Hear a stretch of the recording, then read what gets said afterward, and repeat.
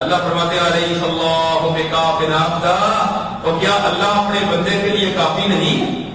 کون سی چیز ہے جو اللہ سے نہیں مل سکتی یا جو اللہ کے پاس موجود نہیں؟ کسی اور کے در پر، کسی اور کی درگاہ پر، کسی اور کے آستانے پر ہمیں جانا پڑے جب سب کچھ کا مالک اللہ ہے؟ پھر اس اللہ کے سامنے کیوں نہیں جھکتے؟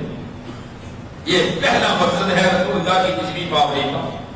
ہم دیکھیں گے ہم اس کے لیے کیا کر رہے ہیں۔ آپ نے تو جب وحی نازل ہوئی 23 سال اسی پر لگا دیے، اور اپنے بعد آپ نے امت کی ڈیوٹی اور ذمہ داری لگائی ہے۔ آج صرف میری نہیں، آپ سب کی ذمہ داری ہے۔ جہاں جس کو آپ دیکھتے ہیں کہ وہ غیر اللہ کی آستانے پر رکا ہوا ہے، حکمت کے ساتھ، بصیرت کے ساتھ، اچھی انداز کے ساتھ، آپ سب کی ذمہ داری ہے اپنے رشتے داروں میں، اپنے خاندان میں، اپنی برادری میں، اپنے ہمسایوں میں، اپنے کنبے اور قبیلے میں، اپنے دوست و احباب میں آپ لوگوں کو سمجھائیں، رب کی توحید کی دعوت پہنچائیں۔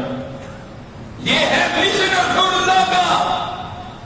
رسول اللہ جشن منانے کے لیے نہیں آئے، رسول اللہ مشن لے کر آئے ہیں، اور مشن کا پہلا ہدف یہ تھا کہ رب کی توحید